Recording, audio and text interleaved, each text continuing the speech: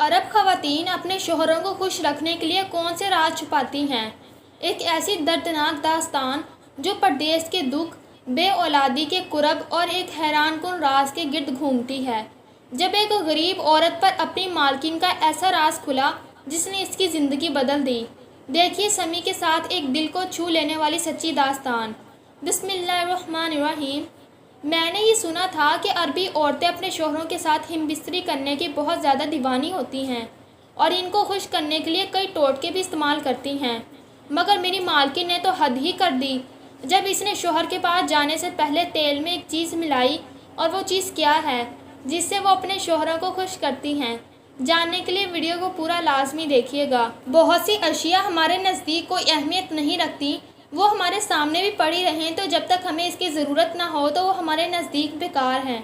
ऐसी ही एक सस्ती मगर आरामदाह शय फटकरी का मेरी ज़िंदगी में दखूल जब हुआ तो मैं हैरान ही रह गई। जब मैं सऊदीया में अपने ही शोहर के पास आई तो हर अरबी औरत इसको बहुत ज़्यादा अपनी ज़िंदगी में इस्तेमाल करती थी और इसका इस्तेमाल वो दूसरों से छुपकर करती थी। न जाने इसमें क्या राज पोशीदा था। मैं जितनी ज़्यादा जानने की कोशिश कर रही थी इतनी ही उलझती जा रही थी। मैं नहीं जानती थी कि वो चीज़ जो अभी मेरे लिए कोई अहमियत ही नहीं रखती वो आगे जाकर मेरे लिए बहुत अहमियत की हामिल होने वाली है, जो मेरे तमाम मसाइल को हल कर देगी और मुझे कहाँ से कहाँ पहुँचा देगी। अगर मुझे पहले ही पता होता तो मैं अपनी ज़िंदगी में इसे शय को लाजमी इस्तेमाल कर लेती। मेरे दिल में फटकड़ी के लिए तजस्सुस तब पैदा हुआ था जब मैं इस औरत के घर में काम करने के लिए गई थी। आज मुझे यहाँ पर काम करते हुए तीसरा दिन था और मेरे अपनी बेगम साहिबा के बारे में ख्याल था कि वो बहुत ही अच्छी ज़्यादा खातून हैं, नेक, हमदर्द और दूसरों की मदद करने वाली। और तीसरे ही दिन मेरा इनके बारे में ख्याल बदल गया था। इसकी वजह भी कोई ख़ास नहीं थी। एक मामूली सी बात पर इन्होंने मुझे बेइज्जत करके रख दिया था और साथ फटकरी के बारे में मेरे दिल में तजस्सुस भी बेदार कर दिया था। और मैं सोचने पर मजबूर हो गई कि न जाने इसमें ऐसा कौन सा राज पोशीदा है जिसकी खातिर इन्होंने मुझे यूं खरी खरी सुना दी।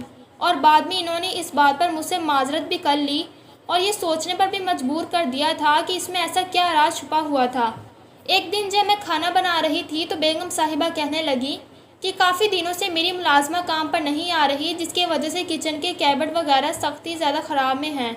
अगर तुम इनकी सफाई अच्छे से कर दो तो मैं तुम्हें इनकी इजाफी रकम दूंगी। अंधे को क्या चाहिए, दो आंखें। मैंने फ़ौरन से इस बात पर अमल दरामद करना शुरू कर दिया था। और फिर जब मैं कैबिन की सफाई कर रही थी तो बेगम साहिबा ने कहा कि फ़ालतू सामान उठाकर बाहर फेंक देना। इसमें एक काले रंग का शापर पड़ा हुआ था, जिसको खोलकर देखा तो इसमें फटकड़ी पड़ी हुई थी। इतनी ढेर सारी फटकड़ी देखकर मैं हैरान ही रह गई।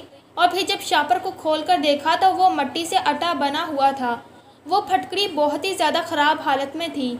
मैंने सोचा कि ये तो बेगम साहिबा की किसी काम की नहीं है और फिर फालतू सामान के साथ मैंने फटकड़ी को भी बाहर फेंक दिया था। और फिर जब मैं सफाई सुथराई कर चुकी थी तो खाना बनाने के बाद मैं अपने घर जाने ही लगी थी जब बेगम साहिबा ने मुझे रोक लिया और कहने लगी कि किचन से काले रंग का शापर नहीं मिल रहा, वो कहाँ पर रखा है। वो बहुत ही ज़्यादा घबराई हुई थी और परेशान नजर आ रही थी। पहले तो काफ़ी देर तक मुझे समझ ही नहीं लगी कि वो क्या कह रही हैं। फिर जब इन्होंने फटकड़ी का नाम लिया तो फ़ौरन से मेरे जहन में वो शापर आ गया था और मैंने इन्हें बताया कि वो शापर तो मैंने बाहर फेंक दिया है क्योंकि वो तो ख़राब हो चुकी थी, वो तो किसी भी काम की नहीं रही थी। बेगम साहिबा ये सुनकर गुस्से से लाल पड़ गई और फ़ौरन से वहाँ पर पहुँची जहाँ पर मैंने फालतू सामान फेंका था, मगर अब तो कूड़े वाला सब कुछ उठाकर ले जा चुका था। बेगम साहिबा मुझे कहने लगी कि कुछ फेंकने से पहले मुझे बताना तो चाहिए था। तुम जानती हो कि वो कितनी कीमती चीज़ थी। और मैं हक्का बक्का रहकर इनको देखती रह गई। फटकड़ी जैसी सस्ती और आम सी चीज़ के लिए इन्होंने मुझे बुरी तरह से डांट के रख दिया था। इस बात पर मेरा मूड बुरी तरह से ऑफ हो गया था। इनकी बातों की वजह से मुझे बहुत ज़्यादा गुस्सा भी आ रहा था। ये मेरा मूड ऑफ देखकर मेरे शौहर ने इस बारे में पूछा तो मैंने इन्हें सारी बात बता दी। ये सुनकर इन्होंने मुझे तसल्ली दी और कहने लगे कि बस थोड़ा सा ही वक्त मुश्किल है, सब्र के साथ ये वक्त ही गुजार लो। मैं इंशाल्लाह जल्द ही बिल्कुल ठीक हो जाऊंगा और तुम्हें फिर घर से बाहर निकलने की ज़रूरत ही नहीं पड़ेगी। इनकी बात सुनकर मैं खामोश हो गई थी, मगर दिल ही दिल में ये बात खटक रही थी कि इन्होंने फटकड़ी की वजह से मुझे इतना क्यों डांटा, जबकि कल मुझसे इनका इतनी कीमती डेकोरेशन पीस टूट गया था और इस बात पर इन्होंने मुझे कुछ भी नहीं कहा था। जब यही बात मैंने अपने शोहर से पूछी तो वो कहने लगे کہ میں کچھ بھی نہیں جانتا اس بارے میں، اور میں سوچ رہی تھی کہ نہ جانے کیوں عربی خواتین کے لیے پھٹکڑی بہت زیادہ اہمیت کی حامل ہے، مگر سوال یہ تھا کہ اس جیسی سستی چیز کو وہ اتنی اہمیت کیوں دے رہی تھی، کیونکہ ہمارے پاکستان میں تو یہ ہر جگہ پر بک رہی تھی اور پاکستانی تو اس کا اتنا زیادہ استعمال نہیں کرتے تھے۔ مجھے مزید پیسوں کی ضرورت پڑی تو میں نے ایک اور گھر میں کام کرنا شروع کر دیا تھا، اور جب میں اس گھر میں گئی تو یہ دیکھ کر میں حیران رہ گئی کہ اس کی کچن کے کیبن میں بہت زیادہ تعداد میں پھٹکڑی پڑی ہوئی تھی۔ پھر میں نے ایک خیال کے تحت بیگم صاحبہ سے پوچھا کہ آپ اس پھٹکڑی کا استعمال کس لیے کرتی ہیں؟ یہ سن کر انہوں نے بات بدل دی اور کھانا اچھے سے بنانے کی تاکید کر کے کچن سے باہر چلی گئی تھیں، اور میں حیران پریشان رہ گئی۔ اور پھر ایسا ہی ہونے لگا تھا۔ دونوں گھروں کی بیگم صاحبہ کچن کا کوئی کام نہیں کرتی تھی، ہر کام کے لیے انہوں نے ملازم رکھے ہوئے تھے۔ جب مجھ پر کام کا بوجھ بڑھ گیا تو پھر میں نے گھر کا کام کرنا چھوڑ دیا تھا، مگر میں یہ سوچ کر حیران ہو رہی تھی کہ آخر دونوں خواتین پھٹکڑی کو اس قدر چھپا چھپا کر کیوں رکھتی تھیں۔ بیگم صاحبہ کے یہاں مجھے کھانا بناتے ہوئے کافی دیر گزر رہی تھی۔ آج ان کے گھر میں کچھ مہمانوں نے آنا تھا، اس لیے صبح سے لے کے رات تک میں نے وہیں پر رکنا تھا۔ اس کے لیے بیگم صاحبہ نے مجھے الگ سے اضافی رقم بھی دی تھی، اور زیادہ رقم کے لالچ میں یہیں پر کام کرنے کے لیے تیار ہو گئی، کیونکہ میری ساس اب بہت زیادہ بیمار تھیں، اوپر سے میری نند کی شادی بھی سر پر آن کھڑی تھی۔ ایسے میں مجھے پیسوں کی اشد ضرورت تھی۔ میری شادی کو بھی 5 سال کا عرصہ گزر گیا تھا۔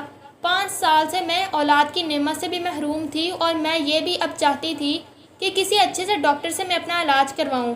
میں جس گھر میں کام کر رہی تھی یہ بھی اولاد کی نعمت سے محروم تھی، مگر ان کا اطمینان قابل دید تھا۔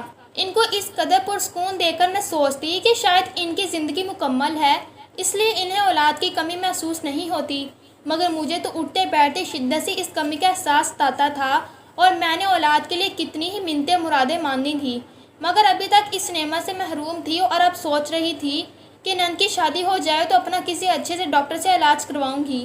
رات کو کھانا بنانے کے بعد جب میں جانے لگی تو بیگم صاحبہ کچن میں آئیں، اور پھر انہوں نے کیبن سے پھٹکڑی نکال لی اور اسے ایک برتن میں ڈال دیا، اور پھر دوسرے کیبن سے ایک عجیب سی چیز نکال کر اس برتن میں ڈال دی، اور دیچکے کو انہوں نے اوپر سے ڈھک دیا تھا۔ یہ دیکھ کر میں حیران زدہ رہ گئی، اور اس سے پوچھنے لگی کہ بیگم صاحبہ یہ آپ کیا کر رہی ہیں؟ وہ مجھے دیکھ کر چونک گئیں، ان کے چہرے پر غصے کے تاثرات تھے۔ پھر وہ مجھے غصے سے کہنے لگیں کہ تم اپنے کام سے کام رکھا کرو، یوں ہر کام میں دخل اندازی مت کیا کرو۔ ان کے اس طرح بولنے پر میں چپ کی چپ رہ گئی۔ دوسری بار وہ مجھے ڈانٹ رہی تھیں، اور وہ بھی صرف ایک معمولی سی بات پر۔ شاید ان کے لیے پھٹکڑی بہت زیادہ اہمیت کی حامل تھی۔ اس کے بعد بیگم صاحبہ کہنے لگیں کہ میں اپنے کمرے میں جا رہی ہوں، تم برتن بھی دھو لو، اور جب فارغ ہو جاؤ گی تو ڈرائیور تمہیں چھوڑ آئے گا۔ آج کیونکہ ملازمہ نہیں آئی تھی تو آج برتن دھونے کی ذمہ داری بھی میری تھی۔ اور پھر برتن دھونے کے بعد جب میں بیگم صاحبہ کو بتانے کے لیے ان کے کمرے میں آئی تو دروازہ تھوڑا سا کھلا ہوا تھا، اور اندر سے عجیب عجیب آوازیں آ رہی تھیں۔ میں یہ دیکھ کے ڈر گئی کہ اندر سے اتنی عجیب آوازیں کیوں آ رہی ہیں، اور جب میں نے دروازے کی اور سے جھانکا تو اندر کا منظر دیکھ کر میں ہکا بکا رہ گئی، کیونکہ بیگم صاحبہ اندر موجود تھیں۔ مجھے سعودیہ میں آئے ہوئے 2 مہینے ہو گئے تھے، اور اس دن میں گھر کے کاموں میں مصروف تھی جب مجھے اپنے شوہر کے آفس سے ایک روح فرزا خبر سننے کو ملی۔ میرے شوہر کا ایکسیڈنٹ ہو گیا تھا اور وہ ہسپتال میں ایڈمٹ تھے۔ یہ سن کر میری جان نکل گئی، اور میں روتے دھوتے جب ہسپتال میں پہنچی تو وہ کافی زیادہ زخمی تھے۔ ان کی ایک ٹانگ فریکچر ہو چکی تھی، اور وہ کام کاج کرنے سے قاصر تھے۔ ان کی تمام جمع پونجی تنخواہ ہسپتال کے اخراجات میں ہی اٹھ گئی، اور اب وہ بہت ہی زیادہ پریشان تھے۔ خرچوں کی ایک طویل فہرست جو ہمارا منہ چڑھا رہی تھی۔ میری ساس بیمار رہتی تھی، ان کی دواؤں کا خرچہ، باقی گھر کے اخراجات۔ اس وجہ سے ہم دونوں بہت ہی زیادہ پریشان تھے۔ گھر میں کھانے کے بھی لالے پڑنے لگے تھے۔ میرے شوہر بہت ہی زیادہ چڑچڑے ہو گئے تھے۔ ہر وقت وہ اسی سوچ میں گم رہتے کہ کیا کیا جائے۔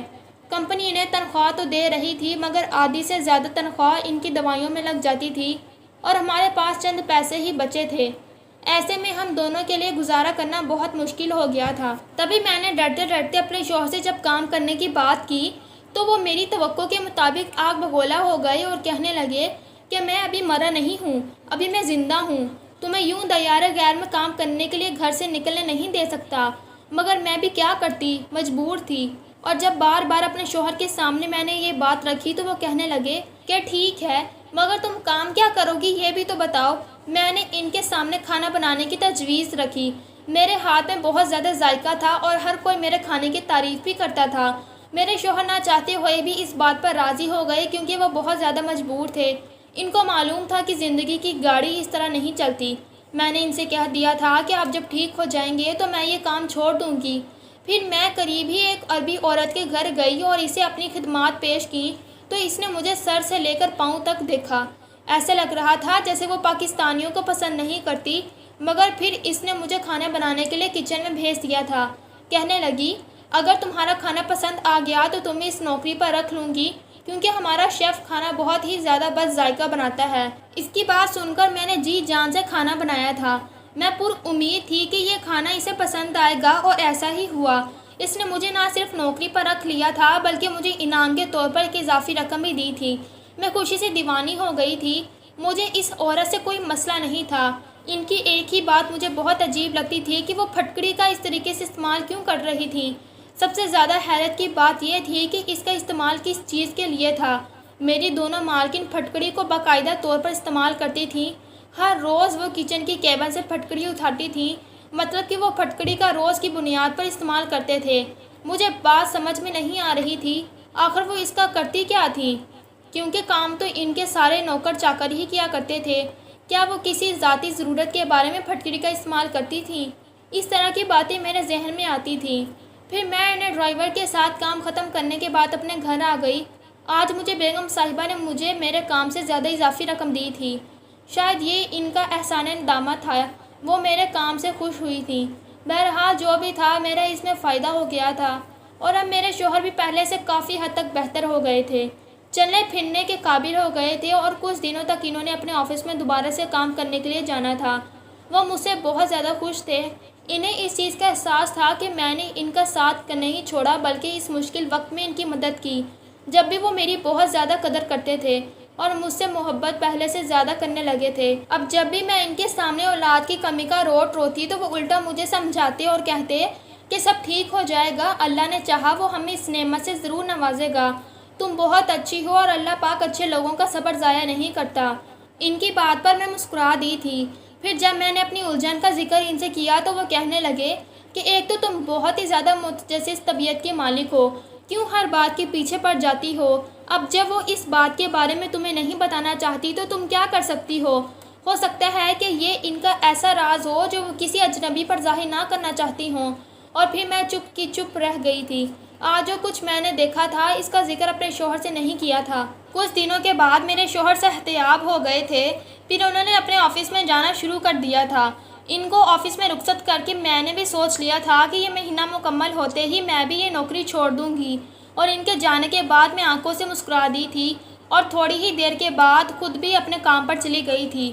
وہ عورت بہت اچھی، مگر نہ جانے کیوں پھٹکڑی کا جب بھی ذکر آتا تھا تو وہ آگ بگولا ہو جاتی تھی اور تمام لحاظ بالائے طاق رکھ دیا کرتی تھی۔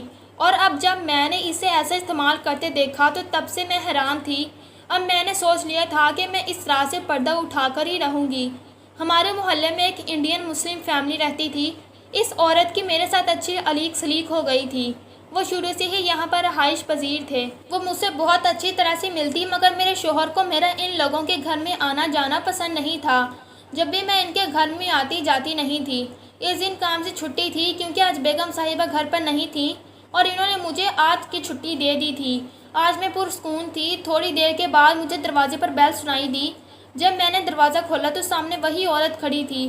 وہ کہنے لگی کہ میری سخت طبیعت خراب ہے اور میں اکیلی ہوں، مجھے اسپتال میں جانا ہے۔ اگر عام حالات ہوتے تو میں اسے انکار کر دیتی، مگر اب وہ بیمار تھی اور اسے میری مدد کی ضرورت تھی۔ تبھی میں اس کے ساتھ اسپتال میں چلی گئی تھی۔ اس عورت کی شادی کو 10 سال کا عرصہ گزر گیا تھا اور وہ بھی ابھی تک اولاد کی نعمت سے محروم تھی۔ جب میں اس کے ساتھ اسپتال میں گئی تو ڈاکٹر نے اسے بتایا کہ وہ ماں بننے والی ہے۔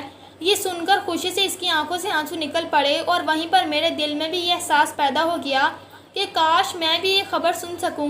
یہ بات سننے کے لیے میرے تو کان ہی ترس گئے تھے۔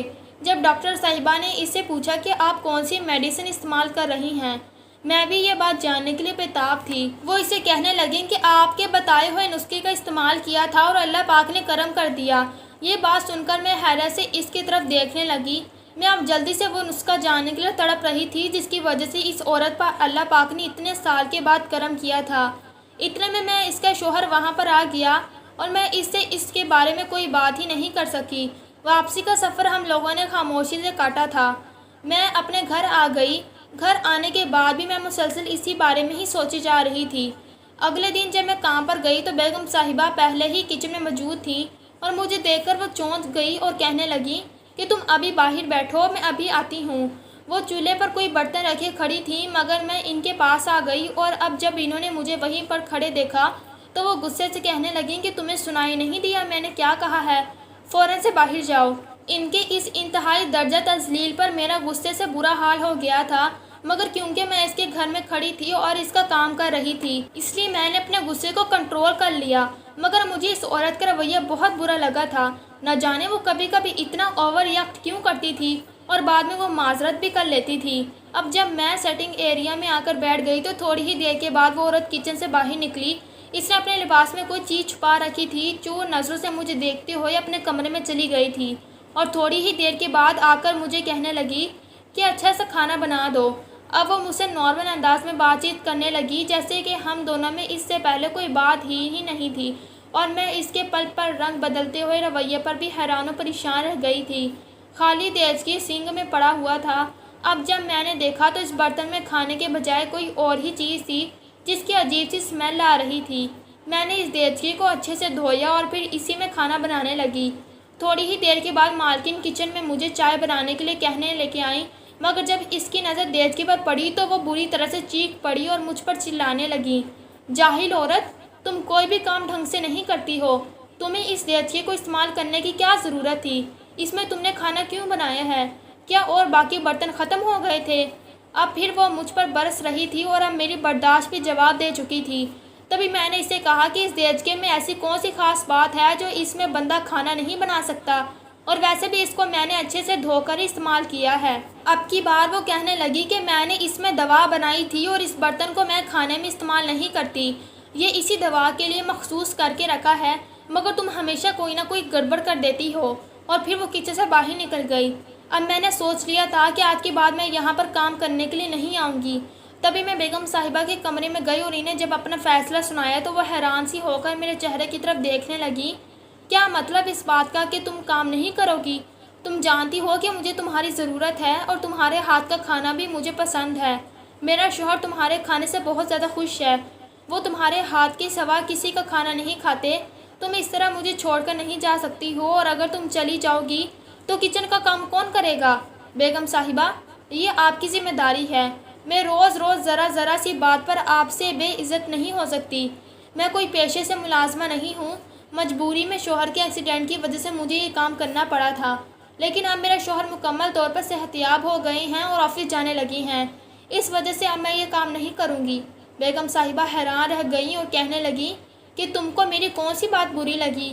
اور میں حیرت سے ان کی طرف دیکھ رہی تھی۔ کیا ان کو ذرا بھی احساس نہیں تھا کہ وہ اتنی چھوٹی سی عام چیز کی وجہ سے میری کتنی بے عزتی کر دیتی تھی؟ شاید کرنے والے کو احساس نہیں ہوتا، جس کی بے عزتی ہوتی ہے، جس پر بیتتی ہے، وہی جانتا ہے۔ مجھے آخر سمجھ نہیں آتی کہ اس پھٹکری میں ایسا کون سا راز ہے جس کی وجہ سے آپ مجھے معمولی سی بات پر ڈانٹ کر رکھ دیتی ہیں۔ ان کے چہرے پر ایک تاریک سایہ لہرایا اور وہ بیڈ پر بیٹھ گئیں اور کہنے لگیں کہ یہ راز نہیں بلکہ میری کمزوری ہے جو میں کسی پر عیاں نہیں کرنا چاہتی۔ یہ کہہ کر ان کی آنکھوں سے ٹپ ٹپ کر کے آنسو بہنے لگے تھے۔ تھوڑی ہی دیر پہلے ان کا غصے سے چہرہ تپ رہا تھا اور اب وہ رو رہی تھیں۔ مجھے ان کی کوئی بات سمجھ میں نہیں آ رہی تھی۔ تب بھی میں ان کے پاس بیٹھ گئی اور ان سے کہنے لگی کہ کیا بات ہے، آپ اس قدر پریشان کیوں ہیں؟ میرا پوچھنا ہی تھا کہ وہ پھوٹ پھوٹ کر رو پڑیں اور کہنے لگیں کہ کتنے سالوں سے میں اس کمزوری کی وجہ سے خود کو کمتر محسوس کر رہی ہوں، کھل کر سانس نہیں لے سکتی، کسی سے بات نہیں کر سکتی۔ مجھے لگتا ہے کہ ہر کوئی مجھ پر ہنسے گا، مجھ پر طنز کرے گا، اس لیے میں کسی کے سامنے اس بات کا اظہار نہیں کرتی اور سب کے سامنے ہنستی بولتی ہوں مگر اکیلے میں روتی ہوں۔ مجھے ان سے ہمدردی محسوس ہونے لگی اور انہیں کہا کہ آپ مجھے بتائیے کہ آپ کو کیا مسئلہ ہے، کیا پریشانی ہے؟ وہ گہری سانس لے کر کہنے لگی کہ میری شادی کو 10 سال ہو گئے، میں نے ہر طرف سے علاج معالجہ کروا کر دیکھا ہے، میرے اور میرے شوہر کے تمام ٹیسٹ بھی بالکل ٹھیک ہیں، مگر اس کے باوجود بھی ہم اولاد کی نعمت سے محروم ہیں۔ مجھے ایک حکیم نے بتایا کہ میں یہ نسخہ استعمال کروں تو اللہ پاک مجھ پر کرم کر دے گا، مجھے صاحب اولاد کر دے گا، مگر اس نسخے کو استعمال کرتے ہوئے بھی 1 سال ہو گیا ہے، ابھی تک مجھے کوئی فائدہ نہیں ہوا۔ کون سا نسخہ؟ میں نے چونک کر ان سے پوچھا، کیونکہ میں بھی تو بے اولادی کا شکار تھی۔ میں بھی ایسے تمام ٹوٹکوں کو غور سے سنا کرتی تھی جس میں بے اولادی کا علاج موجود تھا۔ تبھی وہ کہنے لگیں کہ مجھے حکیم نے کہا تھا کہ پھٹکڑی کو بادام کے تیل میں ملا کر خوب پکانا اور پھر رات کو اس کو ناف میں ٹپکانا اور ناف سے نیچے لگانا ہے، اور اگر اللہ نے چاہا تو تم ضرور اولاد کی نعمت پاؤ گی۔ اس کی بات سن کر میں حیران رہ گئی۔ پھٹکڑی کا یہ استعمال میں نے پہلی بار سنا تھا اور میں سوچ رہی تھی کہ اب میں بھی اس کا استعمال کروں گی، مگر اس سے پہلے کہ میں اس کا استعمال کرتی، اللہ پاک نے میری سن لی تھی اور اس نے مجھے یہ خوشخبری سنا دی تھی کہ میرے قدموں میں جنت تعمیر ہونے والی ہے۔ یہ سن کر ہم دونوں کے پاؤں خوشی سے زمین پر نہیں ٹک رہے تھے۔ میرے شوہر کا کہنا تھا کہ اس حالت میں تمہیں گھر میں سب لوگوں کے ساتھ ہونا چاہیے، تمہیں آرام کرنا چاہیے، اور پھر ان کے کہنے کی وجہ سے میں پاکستان واپس آ گئی تھی، مگر اپنے ساتھ یہ ٹوٹکا بھی لے کر آئی تھی، اور جس عورت کو بھی میں نے یہ ٹوٹکا بتایا وہ اولاد کی ان نعمت سے مالا مال ہو گئی۔ یقیناً ایسی عام سی چیزیں جن کو ہم حقیر اور فضول سمجھتے ہیں، ان میں اللہ تعالیٰ نے بہت شفا رکھی ہوتی ہے۔ لوگ ان کو بہت سے مسائل کے لیے استعمال کرتے ہیں اور صحتیاب ہوتے ہیں، شفا پاتے ہیں۔ تو ناظرین و سامعین، یہ تھی ہماری آج کی ویڈیو۔ امید ہے کہ آپ کو ضرور پسند آئی ہوگی۔ ہماری ویڈیو کو لائک کریں، شیئر کریں اور ہمارے چینل کو بھی ضرور سبسکرائب کر دیجیے۔ اپنا بہت سارا خیال رکھیے گا۔ اللہ تعالیٰ ہم سب کا حامی و ناصر ہو۔ اللہ حافظ۔